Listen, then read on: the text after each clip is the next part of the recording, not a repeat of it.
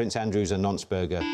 Ladies and gents, everyone's favourite platform-shoed starlet of Conservative governance, Rishi Sunak, has just given a press conference about his flagship Rwanda policy.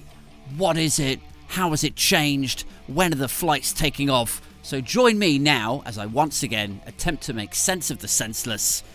Let's go through it, shall we? Good morning. Like, is it just me? Like, he looks tiny there, doesn't he? He looks miniature. If I was him, I would have ordered some slightly smaller flags. Like, I'm not going out there until you halve the size of those flags, lads. Good morning. Like, you could either, it's up to you guys, right? You can order me party-sized Union Jacks or double-sized platforms. Those are your options. Last week, yet again, Labour peers in the House of Lords contrived to stop the Safety of Rwanda bill.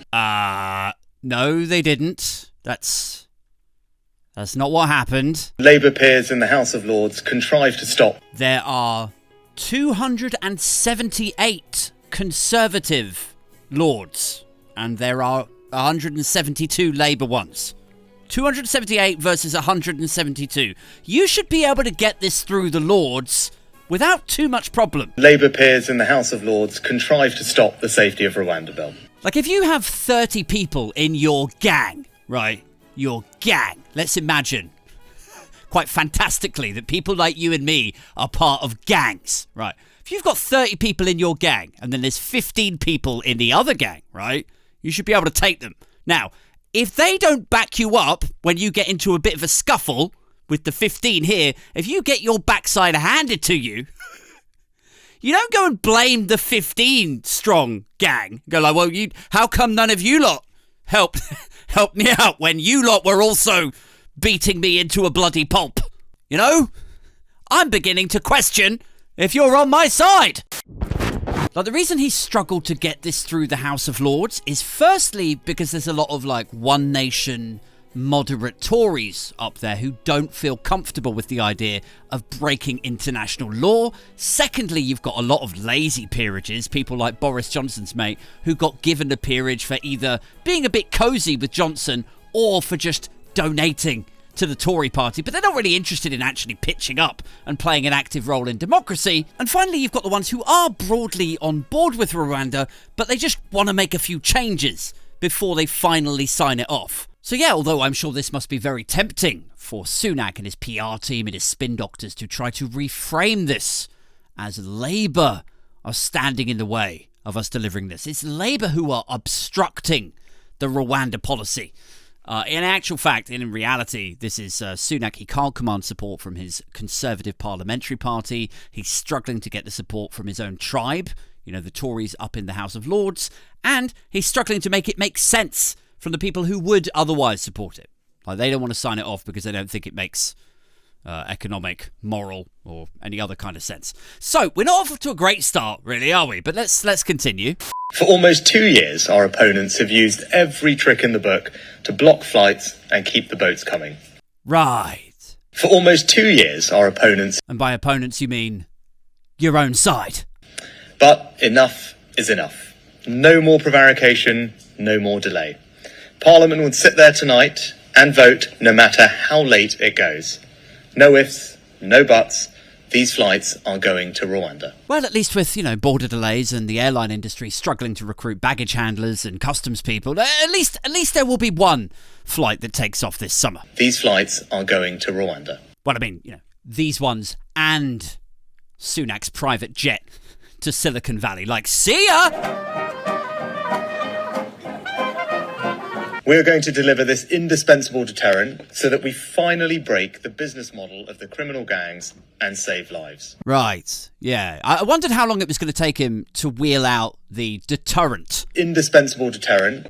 Talk. If you just joined my channel, maybe you came in through the alternative paper review, maybe you've just started getting involved in the podcast or whatever, let me just take you for a little wander down a cul-de-sac of cretiny that I like to call basic mathematics. Here we go. Indispensable deterrent. There were 67,000 asylum seekers in the year ending 2023. The Rwanda policy is supposed to take 200 of those off to Rwanda. If you times 200 by 100 and divide it by what it's out of, you come out with the percentage chance that you have of being shipped off to Rwanda.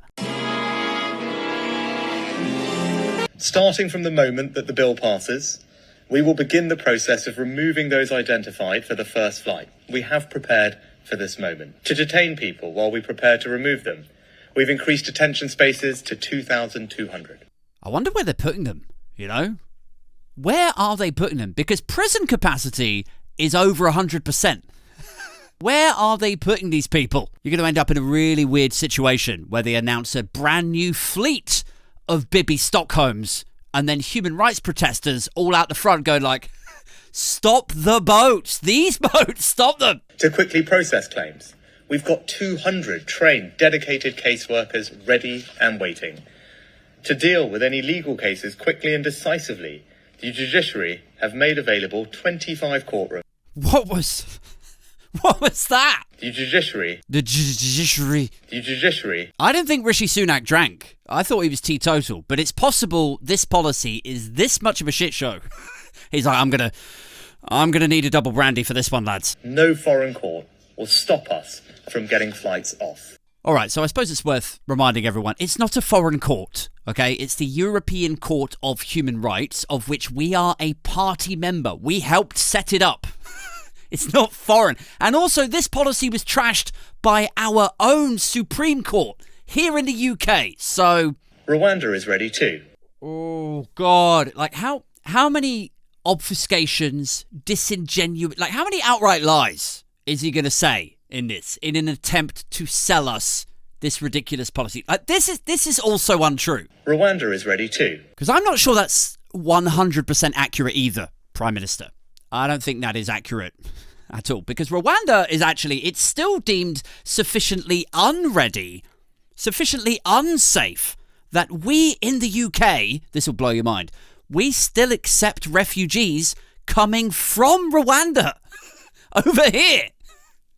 Also, the housing that they were all supposed to... Like, let's assume that it does work, that we fly these people over there, right? The housing that they're supposed to be using as part of this Rwanda policy, the place that they're going to accommodate them, 70% of that has been sold off to domestic Rwandans because they're suffering from their own housing crisis and xenophobia.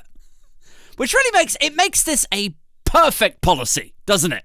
I mean, here we are, right, with 14 years of tabloid-fueled racism in the UK and people complaining about, the lack of social housing here while this lot get a free council house, etc., etc. All of these hotels are full of them, Gary. Climaxing, this 14 years, climaxing with this policy of shipping off foreigners. And it might fail, it might end up unworkable because native Rwandans are like, well, hang on a second. What if I want to buy a little 2 up, 2 down? What if I want to buy a house? I don't need these foreigners coming over here. What if I want to raise some nippers in a nice little maisonette? Where is it going to end? Is what I'm wondering. Where is this going to end? Is it going to end up with a Tory government making the UK so unfair, toxic, and fascist, and unpleasant? Is it going to make it so much that we domestic Brits then apply for asylum in Rwanda? Like, is that where this is headed? But then maybe the Rwandans demonize us for filling up their hotels, and using up their accommodation? Probably because we'd roam down the high streets of Kigali not speaking the language and badgering the locals for wherever we could find the nearest full English. They'd be like, I don't mind the Brits. I don't mind the foreigners. But they don't even try to integrate. And then they end up shipping us off to a third country of their own. Is that where this is headed? Anyway, so yes, not a great press conference. Firstly, he blamed the obstruction of the policy on Labour. We know it's not really Labour's fault, although they're not on board with it. It's because he couldn't win over his own side. Secondly, we know it's not a deterrent. Mathematically, it's just not going to persuade anyone that they shouldn't try to make that crossing. You stand a colossal chance of making it through and not going to Rwanda. He blamed it on a foreign court. It's not a foreign court. And lastly, we know Rwanda is not ready because of all of the things that I went through. So, 4 for 4, Rish. A press conference of lies from a failing Prime Minister leading a failing party. And all designed to sell you an unworkable, unethical, amoral, doomed to fail policy that may or may not end up gift wrapped for you just before we go to the polls. God, it's depressing, isn't it? I think I'm going to need a stiff drink after that.